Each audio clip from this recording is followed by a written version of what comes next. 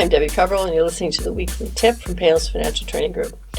Today I'm talking about one of the things that is one of my pet peeves, and I have lots, making sure that people have documented the relationship between themselves and the customer. Is it clear what you're doing for the customer, what you're not doing for the customer? Does the customer understand? And that can take a number of forms. In a very serious amount of money, you would have a contract.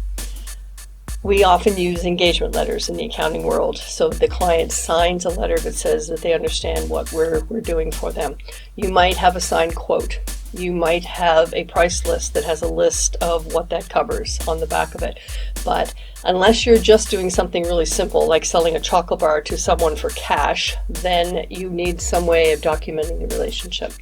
And one of the clearest examples in my world on this was a bunch of years ago now. I had a client that had given a charity $5,000 and had received in return a donation receipt for $20,000. And I told her I would not do her tax return. She came back with all kinds of information from legal people that said this was totally legit and everything was fine. And of course, I was still pretty skeptical about it. So I wrote a letter that she signed that said, to whom it may concern, Debbie told me not to do it. I did this anyway. I promised to take my refund and put it in a bank account so when CRA wants it back, I can give it to them. And I had her sign it, and I kept that letter. So we filed a return. She called me after she got her refund and said, I don't know what you're worried about. This worked fine. 3 years later, CRA reassessed her, charged her, disallowed the entirety of the donation, charged her a gross negligence penalty plus 3 years interest, compounded daily, all that stuff. And she called me up and said, you did my tax return wrong.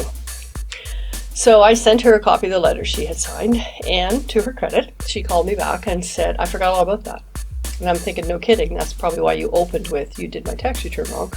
And, the point here is that if I didn't have that letter, she would have probably had a good case for making me pay the interest and the gross negligence penalty, because I would have, in fact, done her tax return wrong. So when you're making these kinds of negotiations between what you're doing, what you're not doing, if you install something that's not quite right, but the customer wants it done anyway, make sure they sign the invoice that says there's no warranty. It's very important, in order to keep harmony with your customers, that everybody understands what you're doing, or in some cases, what you're not going to do.